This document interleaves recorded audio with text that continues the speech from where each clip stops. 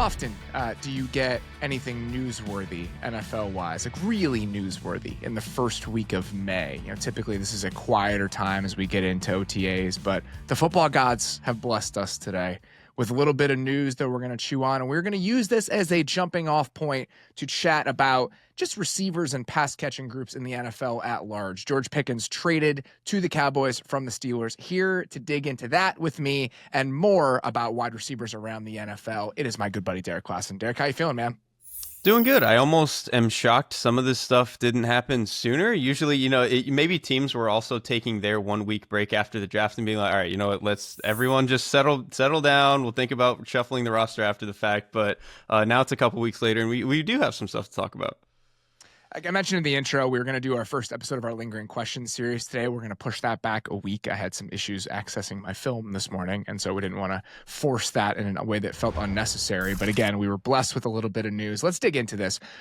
This is good timing because last week we did an entire show about the biggest questions we had left after the draft. And the question that led off that show was the thumbnail and the title for the YouTube video. All of this stuff is, who is going to be catching passes for the Dallas Cowboys? Because that's one of those moments where we expected them to draft a receiver. They didn't. And then in the immediate aftermath, you get the sell and the rationalization of, well, they traded a 4th round pick for Jonathan Mingo. Like they just expect him to be a contributor here. And then that hits your brain. You think, okay, I guess that makes sense. And then you take 10 seconds to think about it and you're like, wait a second. No. That's not okay. That cannot be the plan. So the Cowboys, thankfully, do make a splashy move at receiver. They trade a 3rd round pick in 2026, along with a late round pick swap in 2027, to go get George Pickens and his expiring deal from the Pittsburgh Steelers. Your initial reaction to this move with Dallas going to get Pickens? I mean, they had to do something, right? Like it's like the Mingo thing. It's like, okay, you think about, they traded a mid-round pick for him last year, but they acquired him from a Carolina Panthers team that continued to throw resource after resource after resource at receivers. So clearly, if they weren't happy with it, then when they needed receivers, this was obviously a huge bet. So they needed to do something. I don't know if I love the price. I don't know if I love the timing giving his deal. They're kind of in a weird spot because we've talked about the Cowboys before in the sense that they're probably always closer than we think when you have a quarterback like that and you have like a Micah Parsons. And so I could see why they think they want to be competitive and really get after it right now. Pickens just feels like a weird player to do that because after this year, he's going to get very expensive, assuming you want to pay him. And then if you didn't pay him, you just threw a 3rd round pick for a rental. Like it's just a lot of it to me. I'm a little up in the air about it. It sounds like Pickens doesn't want to sign an extension right now, which I completely understand. He's coming off of a down second half of the year, especially. It's been an up and down first 3 years in the league. Like, if you were going to offer George Pickens an extension right now, if you were Dallas, what would that number look like? Oh, I don't even... I think you're asking the wrong guy because I'm probably lower on Pickens than a lot of other people. But read the market, okay? Let's look at some contracts that have been handed out recently. I mean, the mid-teens, maybe. Okay, so I'll give you an example. Jerry Jeudy, when he was traded to the Browns, signed a 3-year, $52.5 million deal. That's $17.5 million a year. Is that about what you would offer Pickens in a similar situation? I think they're in kind of comparable places. Traded in the offseason, highly drafted guys, has been a little bit uneven. You can talk yourself into the upside. Maybe he'll be better for us than he was from the team he was just playing on. $17.5 million. That I think that's fair. Like, that's probably what I would go to him with if I were the Cowboys. But if you're Pickens and you have 1,200 yards and 10 touchdowns playing with Dak Prescott, you're not making $17.5 million a year next year. You're making $24 million a year next year. So I think that's why he's not overly incentivized to get this done right now, because he's about to play with the best quarterback he's ever played with in his entire career. That's a good point from his perspective. Like, going from whatever you want to call the Pittsburgh Steelers quarterback situation the last 3 years to going to Dak Prescott, who, one, is significantly better than a lot of the guys that he's played with, but also what we've said about Dak for years is that there are very few quarterbacks who are willing to just throw at a guy the way that Dak Prescott is. And George Pickens, that's kind of all he does, right? He runs like 3 routes. He's decent with the ball in his hands, but his whole thing is like if you throw him the ball, especially near the sideline, he's going to go up and get it. And they haven't had a presence like that since, I mean, probably Des Bryant. And obviously Des Bryant was a better and more dynamic player, but a guy that they could just throw the ball to on the outside. It does add something to the offense. I still am, again, hesitant that he's going to be like the Pro Bowl caliber potential player, but yeah, I do think this is good for him. I think the price is probably more than they wanted to pay. Initial reports are that they tried to offer a 4th-round pick. The Steelers weren't taking it. They held out for a 3rd, which is a good job from the Steelers getting a little bit more out of this. Because they just traded a day 2 pick for their receiver, so you kind of need it back. And we'll see. They may need some ammo to try to go get a receiver of their own that they would rather have on this team in 2025 than George Pickens. So for the Cowboys, I do think it's probably the smoothest path to the most talent they could have added at their receiver room at this point in the calendar. Would you say that's fair? I would say so, yeah. I don't know who else was going to be on the docket of this quality. And so even if I'm a little bit lower on Pickens and have some questions about like how are they going to manage some of his, the way that he likes to operate on the field with, throwing punches and jazz like that. But it seems like the Cowboys are typically okay with those guys. So maybe for them, it's actually not a big deal. I think that's fair. That they've been willing to take chances on guys for a long time. The one thing I will say, we've seen this happen recently over the last 3, 4, or 5 years, where a guy that's been maybe a little bit of a behavioral issue in the Steelers locker room, in ways we hear about and then sometimes in ways we don't, moves on to another team, and then we realize very quickly how much of a problem they are and how much they need to be managed. So going from Mike Tomlin, who has been doing this for a very long time, is the longest tenured head coach in the NFL and has done this with a lot of different players at this position specifically, to Brian Schottenheimer, who has never been a head coach in the NFL, is an interesting bet. We'll see how much they can rein him in just personality management wise beyond whatever football impact they're hoping to get out of this. Yeah, you have that dynamic with the head coach where you're going from, again, Tomlin, the fact that Tomlin at certain points, like healthy scratched Pickens basically is kind of crazy. But then also from Pickens' perspective, even though you're obviously playing with a much better quarterback now, you're going from kind of being the guy in Pittsburgh the last 2 years to you are very obviously not the guy in Dallas. And you just never know how some guys are going to handle something like that. Might be a good thing. It could be a good thing. Yeah, that's a good point. Like it very well could be. It's just one of those things that like until we, 7 weeks into the season, see how some of that stuff unfolds and how the targets are distributing and stuff like that, you just don't know how everyone is going to be, how happy everyone's going to be with the way the offense is functioning. From a skill set perspective, I think that it's a good bet for the Dallas offense. They needed somebody like this on the outside. And because of what CeeDee Lamb is, a skill set like this fits in very well for you. Just imagine what that offense felt like when Michael Gallup was playing well. And now you have like a big-bodied X-receiver that you can just throw the ball up to, and we know that Dak is willing to do that. So this sort of skill set within the offense, I think, was absolutely necessary, even if they paid a little bit of a high price in order to do it. And honestly, I'm just encouraged to see them doing something. Right? Like, so for the last couple of years, the Cowboys have just been the like, come on, do something meme where we're poking them with a stick. So even if it's a little bit over aggressive, something like this, giving up a 3rd-round pick, it's better than not doing anything at the position, just being like, we'll roll with Jonathan Mingo and Jalen Tolbert and we'll feel okay about it. It's a nice change of pattern.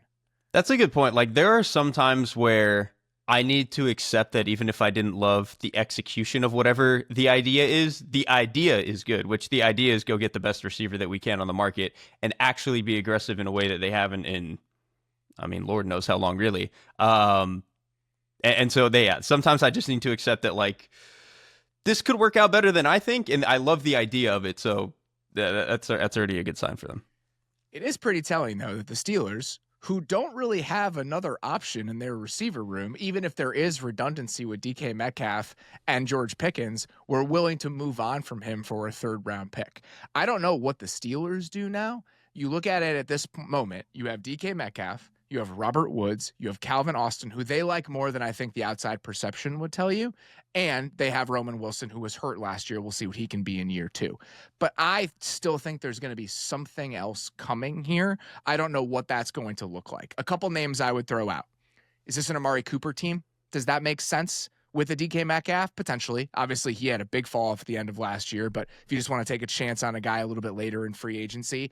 And the other name I would throw out, even though, he's done a good amount of work outside of the numbers, but I still think he might work with Metcalf and he could be available at the right price just based on their current situation. Let me call Green Bay, see if they'll take like a 4th or 5th round pick for Romeo Doubs, see if they would be interested in that. But yeah, that'd be the one guy I think could be available based on when his contract expires and what the rest of that room looks like where he is. I honestly, that's a fascinating question. I don't know who is actually the available receiver in Green Bay. You could tell me that maybe it's Doubs. It might be Dontavian Wicks with some of the frustrations I think they've had with him recently. Free agent. That's okay. Doubs is hitting free agency. That's the thought there. I guess that makes sense that if they don't want to pay him and it's already going to come up, that would make sense. And I don't think you draft Matthew Golden if you want to pay Romeo Doubs. Probably not. That's a really good point. But then, also speaking of the draft, they drafted Savion Williams and they signed McCole Hardman, which are two guys that would do a lot of the same things that they ask Jaden Reed to do. So, is he more available than we think? I just honestly finding out which Packers guy is actually on the block is very fascinating to me. Yeah, the Dobbs thing is just kind of reading the tea leaves with where his contract is. But I wouldn't be surprised if the Steelers did one more thing at receiver, along with whatever their quarterback situation is going to look like. But good on Dallas. It's a decent amount to give up at this stage of the calendar, but I'm much more interested in watching that receiver group than I was yesterday. And I think that's when you're sitting in our position, that's really what matters. The other big bit of receiver news today: Gabe Davis cut by the Jacksonville Jaguars. This isn't necessarily surprising given what they've done this offseason. They draft Travis Hunter 2nd overall after a trade up. They go get De'Ami Brown in free agency. What is surprising is they wanted to get rid of Gabe Davis so badly that he was going to count, I think, for $6 million against the cap, if I'm reading it correctly. And now, because he had an option bonus that they turned into a signing bonus, I believe, so it prorated. So he only had his base salary, the signing bonus proration, and the option bonus proration against the cap this year.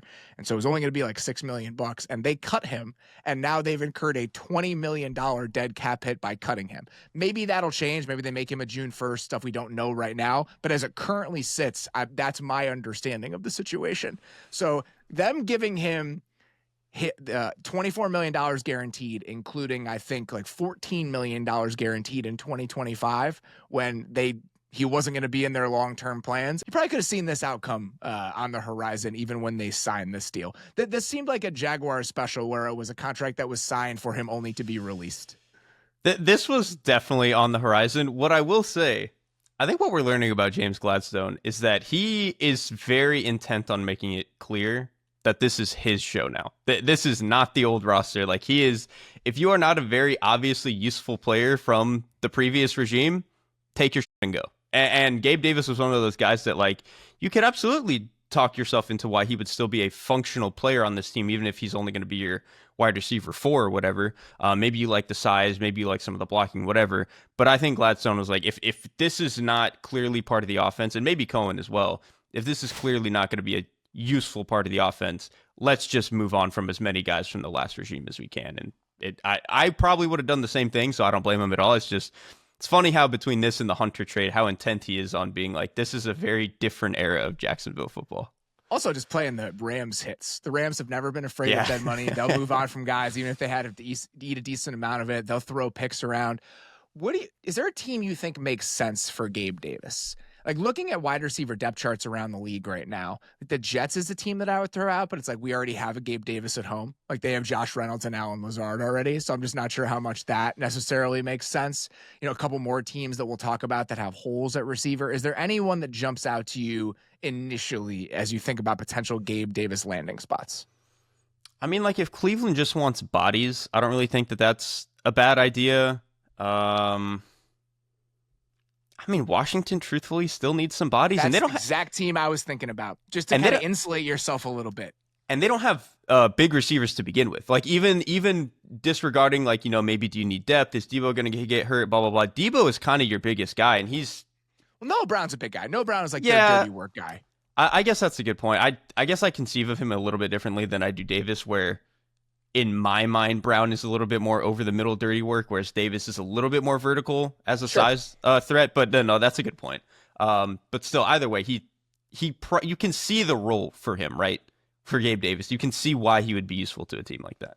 Yeah, I think Washington is one that definitely jumps out because even your depth right now, right, is Noah Brown and Luke McCaffrey. And so you don't really have depth outside. And getting one more guy, just let's say Deebo gets hurt, or let's say McLaurin gets hurt. I mean, we'll talk about this in a second. Things get dicey in a hurry if you're Washington. So I think that's those are two teams I would throw out. And then the last one, again, and I wonder if they wouldn't want to do this just because you don't want to block some of the young guys from potentially getting opportunities. But I look at Tennessee and like the makeup of their receiver room with Van Jefferson and Lockett other than Ridley. And just, again, kind of similar to the way we conceived of the Jags when they were going to try to bring back Calvin Ridley. It was like Gabe Davis can be your X receiver so you can move Ridley around a little bit. So I think that's another team, just as you think about the roles where it might fit. But I wonder if they just wouldn't want to add somebody else to the mix there because they drafted two guys in the 4th round. And that's a good point because they are not in a position where they need to really win now anyway, so it doesn't matter if you think Gabe Davis is going to help you today. Where I think a team that obviously does need to win now, do you think it kind of makes a little bit of sense in Detroit? Like, they are a team where right now they're kind of betting on the outside that Tim Patrick is going to be healthy. Obviously, they traded up a lot for Isaac Tesla, but is he really going to be able to play 40 snaps a game out of the gate? Like, this is just a guy where it feels like if you want to give the younger guys a runway, have a little bit more depth, Davis actually does kind of make sense for them. I think that's a good one to throw out. And the last one that I would potentially mention, I just had it and I lost it. Oh, the Raiders. Yeah. Right. You got Jacoby Myers and Jack Besh, and you really don't have like a big bodied outside the numbers receiver that you could throw into the mix. He'll do a little bit of blocking for you if you want to be a run heavy team. So Gabe Davis, I think with the Raiders is another team that I think is still a little bit wide receiver needy. So those are probably the best options if I were throwing them out there. Davis would absolutely tell us that Chip does want to run the ball 400 times this year. All right, let's take this conversation a little bit wider. We're going to use some of the wide receiver movement today in the Pickens trade specifically to just talk about pass catching groups around the NFL as a way to reset a little bit, because I think the Cowboys were a group that we were pretty worried about before making this move. Now you're a little bit less worried. But I want to use this to kind of talk about some teams that maybe aren't as settled or maybe in a tough spot, and some teams that have improved over the course of this offseason. So we're going to take this a couple different directions. Now that George Pickens is in Dallas with CeeDee Lamb, who is the wide receiver or pass catching room that you find yourself most worried about right now? I had a few. I still think the Steelers are in there. Because so obviously them getting DK Metcalf, even if we're just doing the 1-for-1 with Pickens thing, I do think he's a slight upgrade over Pickens. The problem is the rest of the room is still not filled out at all. Like, they're kind of banking that Roman Wilson, who was injured last year, for a lot of last year at least, is going to suddenly kind of become a very useful player for them. And I liked Roman Wilson coming out of college, but given that we saw almost nothing from him last year, that's a little bit of a scary proposition. And then obviously I think the Jets are in there. I think those are probably two of the clearest ones. And then I think you get to some other interesting teams. Like, I think the one for me that in terms of it scares me the most relative to their expectations is actually still the Chargers pass catchers. Like, it's a very fragile unit is the way I would say it. Like, if everyone's healthy and playing well, okay. I don't know how long we're going to get that. Yeah, you're very close to having to rely a lot on Trey Harris. Like, the moment that Mike Williams gets hurt, Trey Harris kind of becomes a load-bearing pillar in your offense. And that could work. I think he's an interesting player. I like what kind of skill set he brings specifically to that offense. Like, it's a big vertical body. But second-round receivers, it's a crapshoot. Like, it could work, it could not. There's really no telling how good he's going to be and how quickly. So, yeah, they're pretty close to having to rely on a guy they drafted in the second round as like a pivotal part of their offense.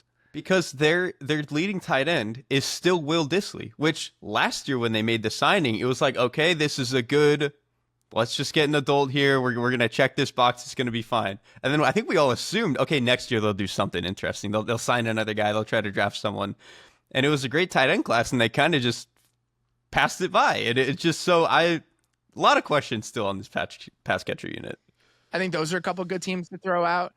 The Jets, right? The Jets Yeah. outside of Garrett Wilson, we've made jokes about it. It might not matter based on how they're going to approach their offense, but I still think that it's a room other than Garrett Wilson that probably needs some additions. That's probably coming next year, but they still need some reinforcements. The Browns, like that, Jerry Jeudy is now your number one pass catching option in that offense. Cedric Tillman had some nice moments last year, but the fact that they didn't add any receivers to that room, they go get Harold Fannin, and I assume they're going to be a 12 personnel team and a heavy personnel team. So they're going to have to rely on that, but it's still a receiver room specifically that I'd be worried about.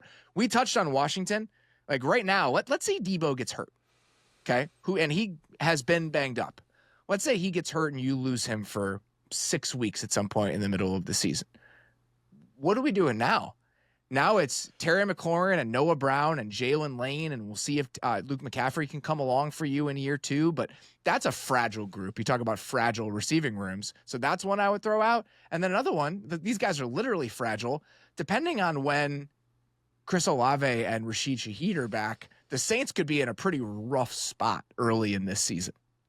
The only reason I coped myself out of putting the Saints was you still have Alvin Kamara, who technically is not a receiver or a tight end, but you can throw him the ball a ton, which again, it's a different calculus. It almost is more like a run play, but that was the only reason. But that is a good one. You just never know how much you're going to get out of those two. And they're trying to sign Brandon Cooks to at this stage, is Brandon Cooks going to give you a whole lot? So they were another one. I did have 2 more in this category that I was a little bit scared of when I look at what they are. Tennessee, I still have some questions about. Calvin Ridley is fine, and I like some of the stuff they did. And they're not in a position where they need to be good right now because, young quarterback, you're trying to rebuild. I think it's fine that they're at where they're at. And the more I look at the Seahawks, outside of Jackson Smith and Jigba, I'm not really buying it. I can see where the puzzle pieces fit, but I'm not buying the quality of it. I think they can get by for this year.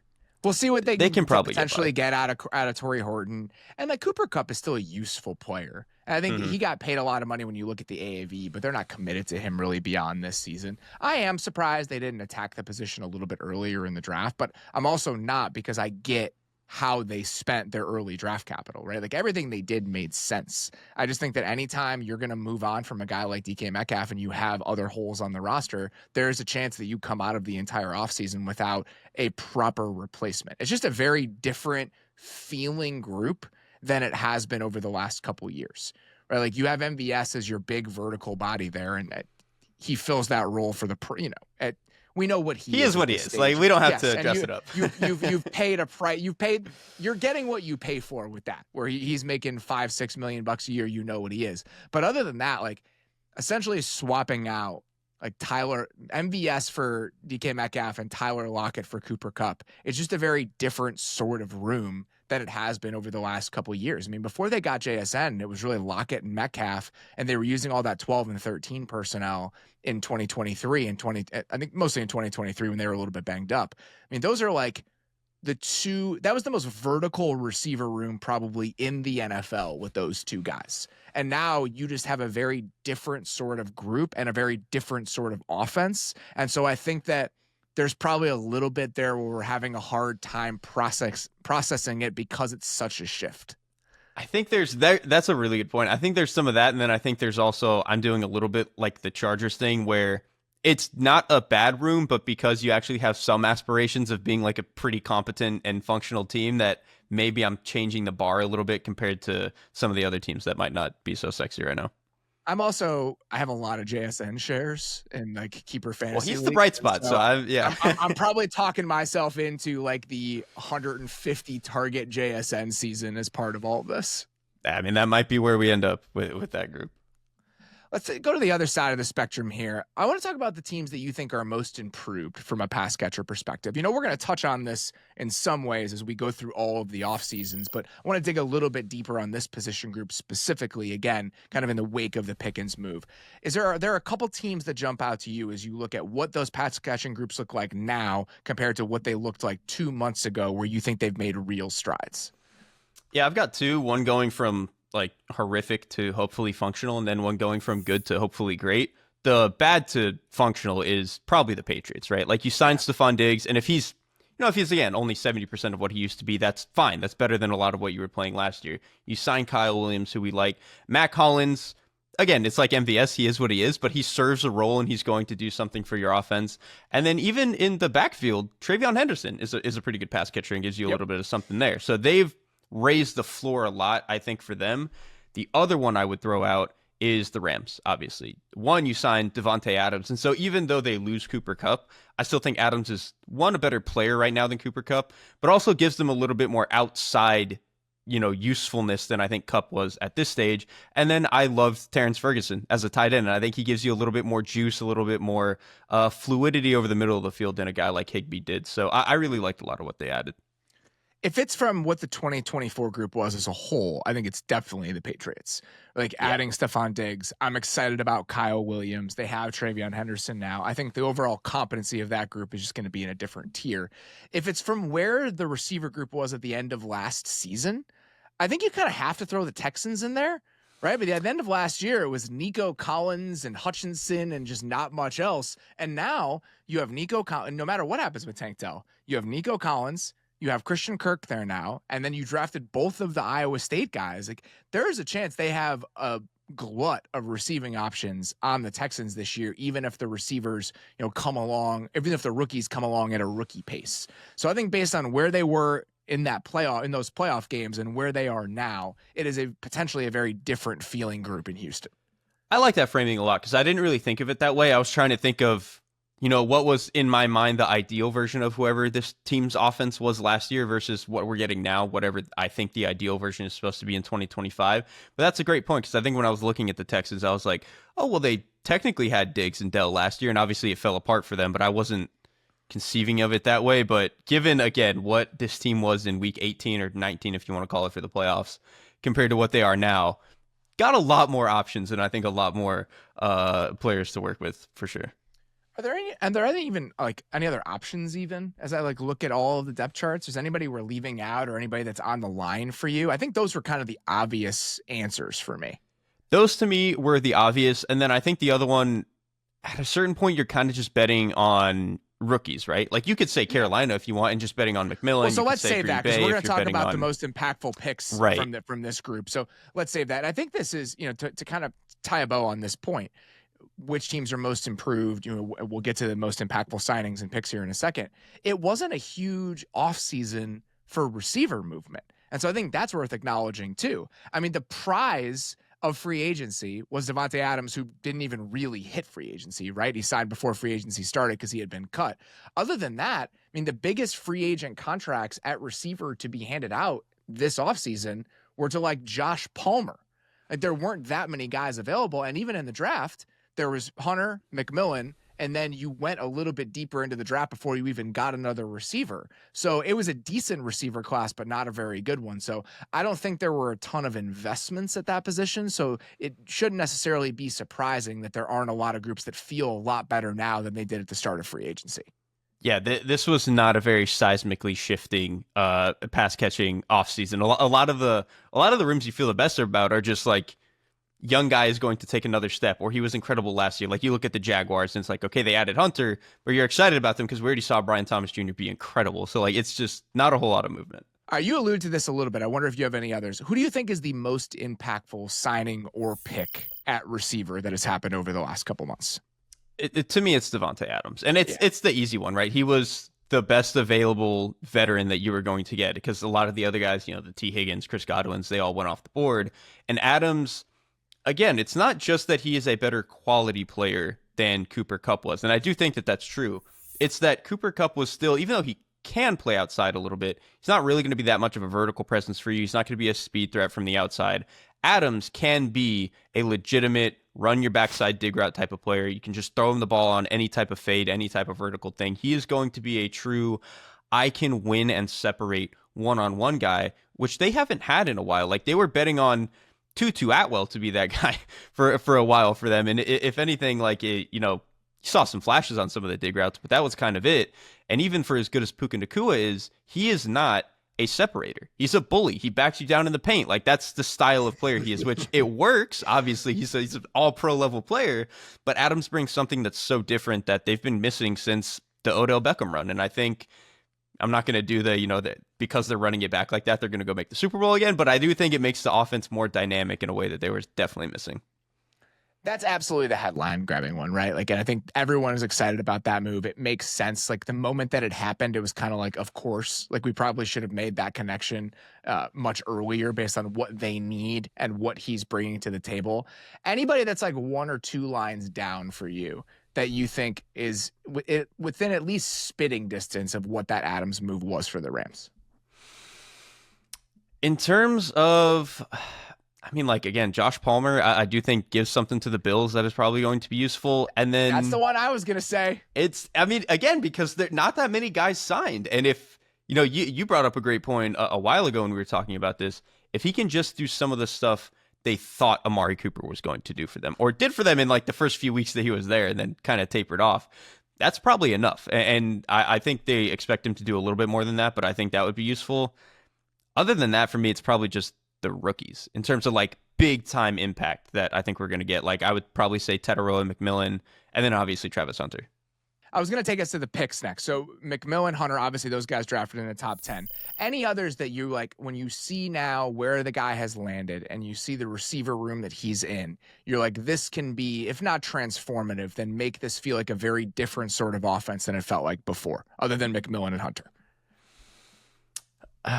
In terms of the guys that were picked, I mean, it probably is Kyle Williams, actually, who we've already talked about, but they don't have anybody who is a true vertical get down the field guy. Like last year, their best bet for that was Kayshon Boutte. Like some of Drake May's best throws were just throwing go balls to Kayshon Boutte. And if Williams can be a better version of that, maybe have a little bit more where he can run some more posts and some more double moves, a little bit more flair to these routes, I think that could unlock something different. So he is probably the receiver pick I feel the best about outside of the obvious guys.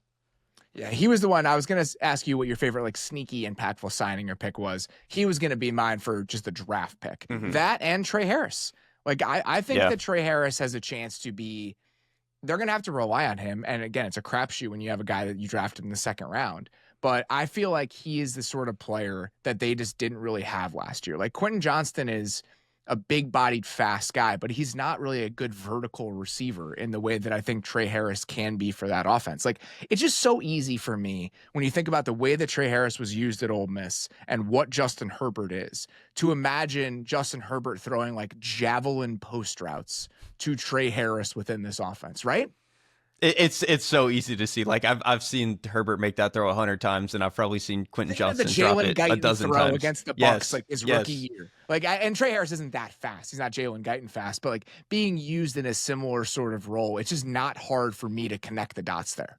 But Harris is bigger, so if he can just get a half of a step and Herbert gets enough air on it, Harris can go up and get some of those post routes. So Harris is a good one. He brings something to that offense that they don't really have right now.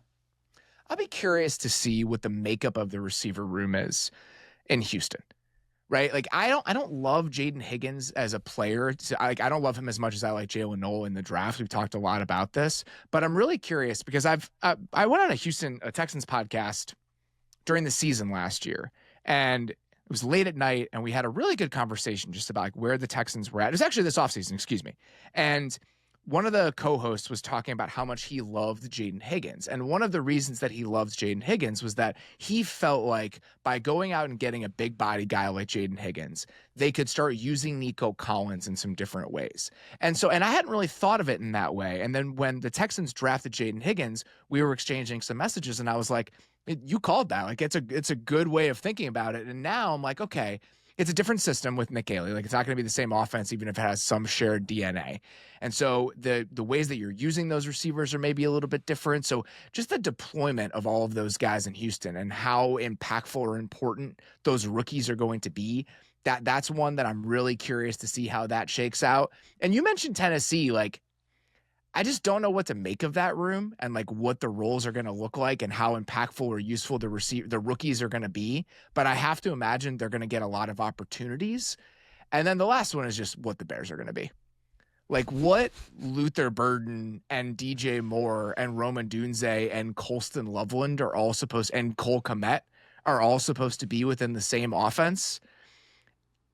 I can get there. Like if Luther Burden, if you're going to have this offense that has a ton of condensed formations, And it's all, and the lines between slot and outside start to blur, and you're going to create all of these yak opportunities.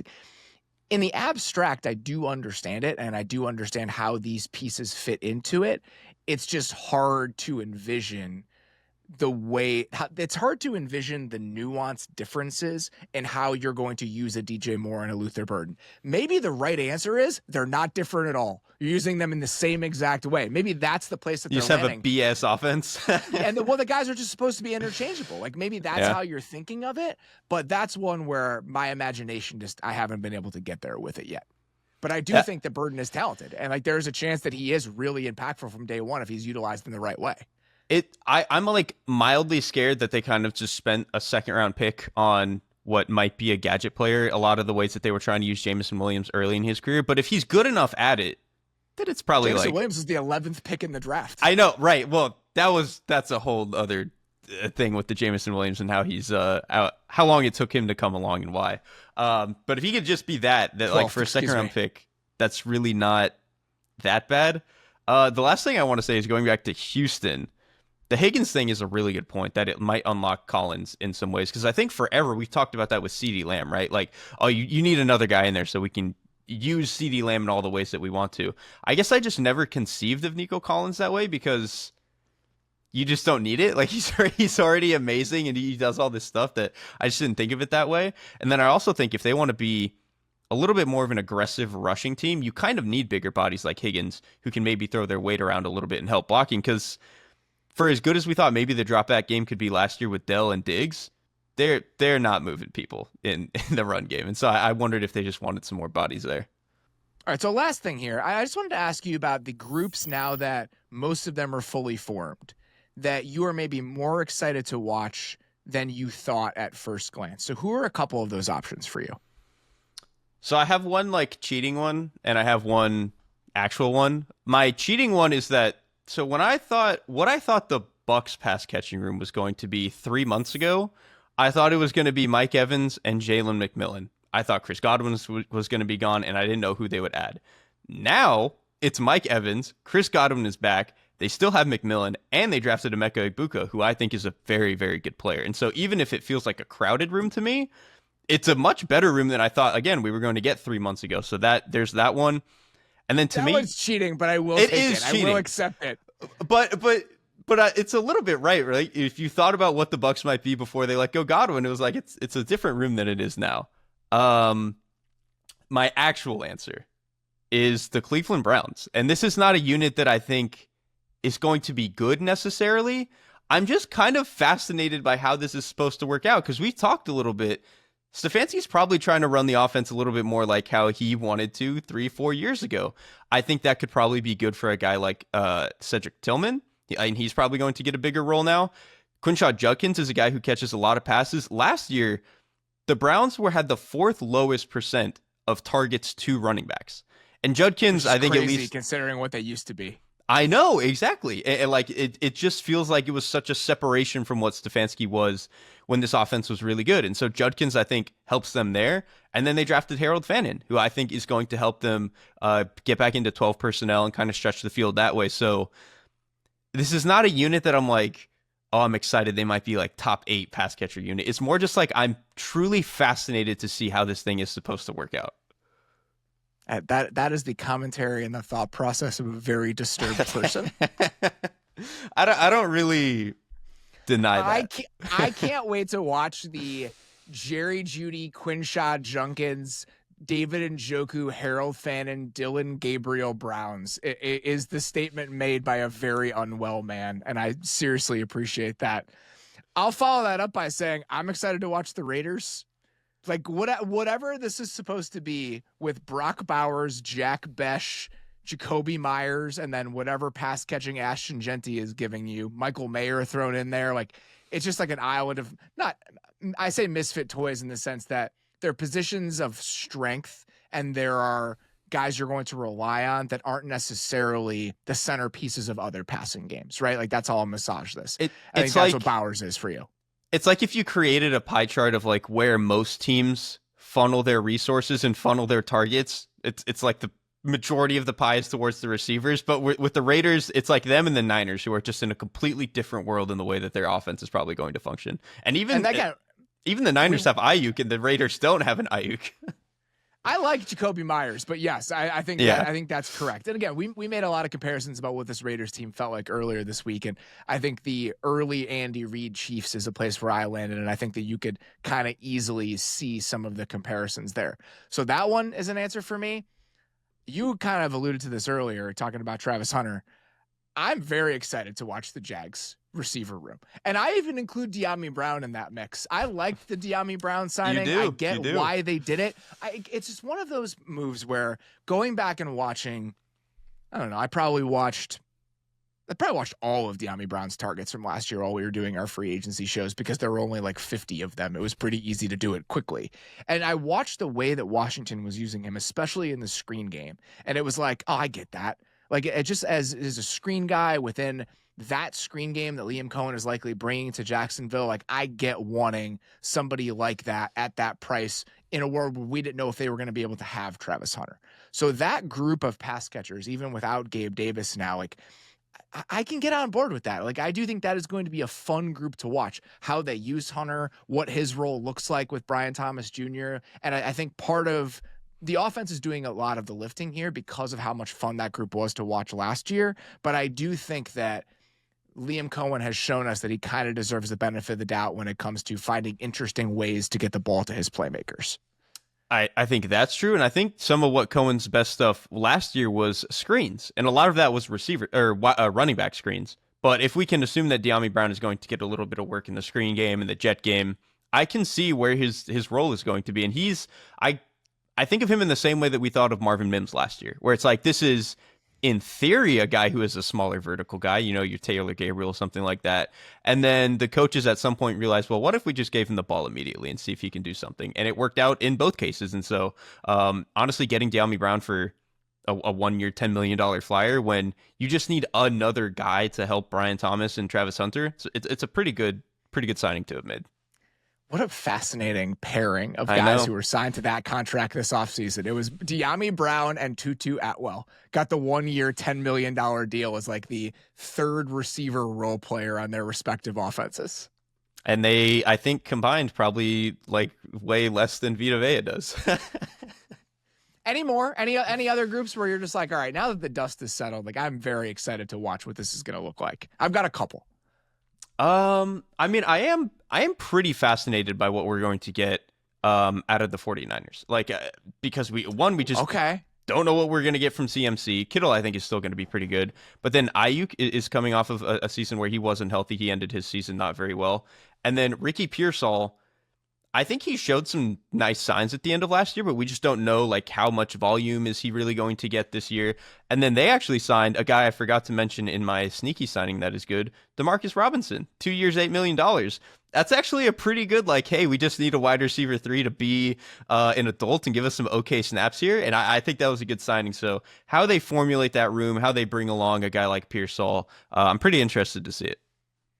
How Pearsall gets used in that offense with everybody else. And then the other question for me is, when does Ayuk come back? Because when I was looking at potential moves that the Steelers could make, or a team that was wide receiver needy, Juwan Jennings is going to be a free agent after this season. But I wonder if the Niners wouldn't be willing to move on from him. One, because he's a very useful player within that offense. But two, let's say Ayuk isn't back until the middle of October. Do you want to chip away at your receiver depth by trading away a good player just because he's hitting free agency next spring? I think based on where this team is and the fact that they still want to win games, that would probably surprise me.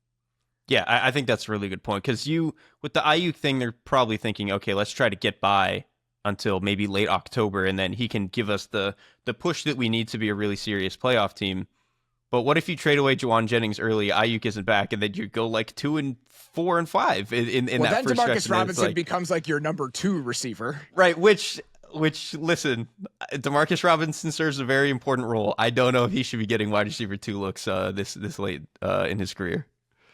2 more that I'll throw out, teams that drafted rookies in the first round, and I just think the way that changes the overall makeup of the room, I'm curious to see it. The Packers.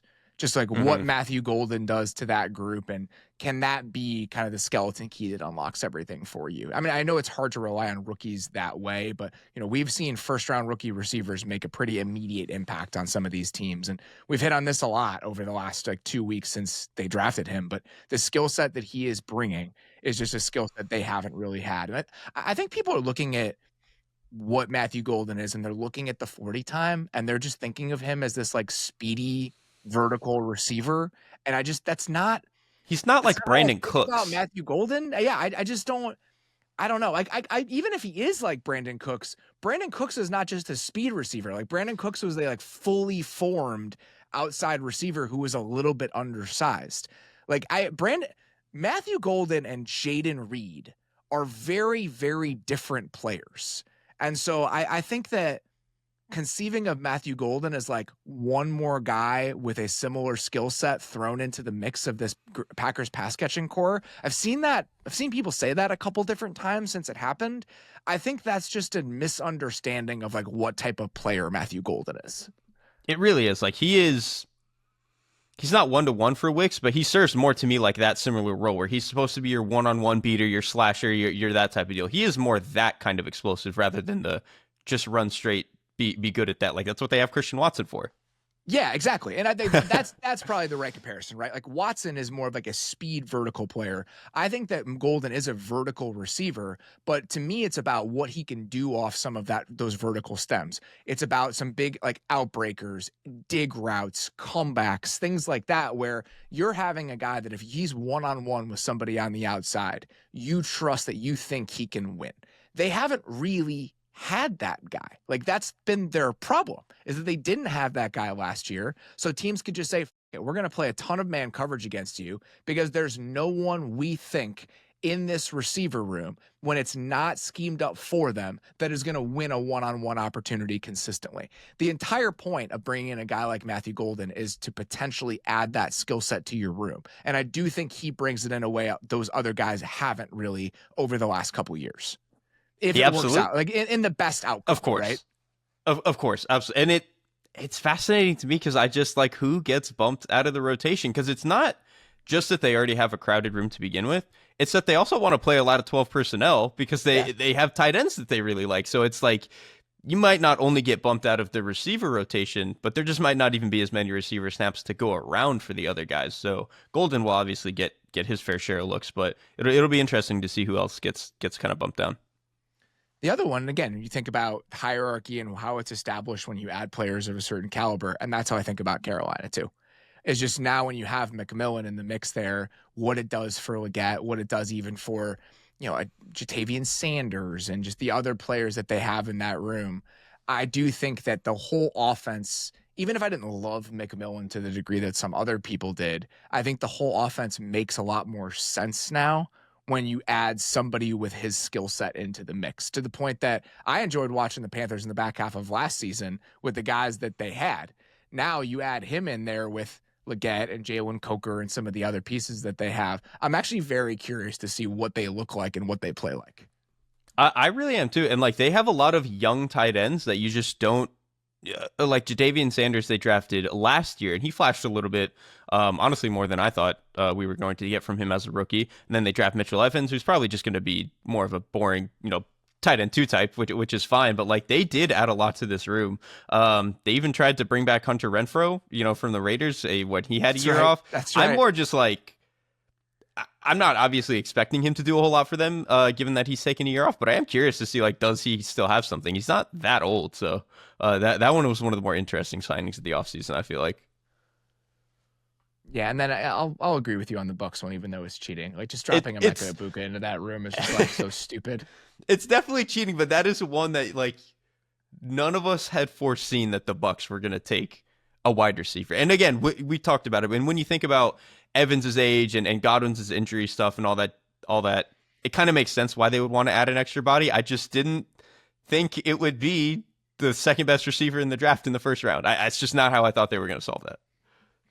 I'm looking at the teams that didn't add a receiver, either in free agency, like a real receiver in free agency, or in the first 3 rounds of the draft.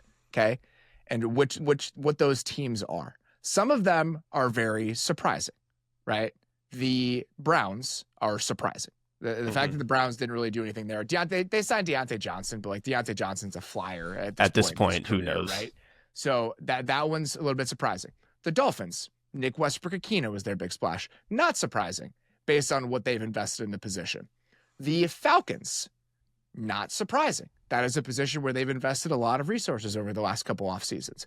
The Cardinals, more surprising, a little bit more surprising that the Cardinals did not add everyone. So there were like 4 or 5 teams that really didn't do much at all at the position over the course of this spring. Some of them make sense. Some of them maybe make a little bit less sense.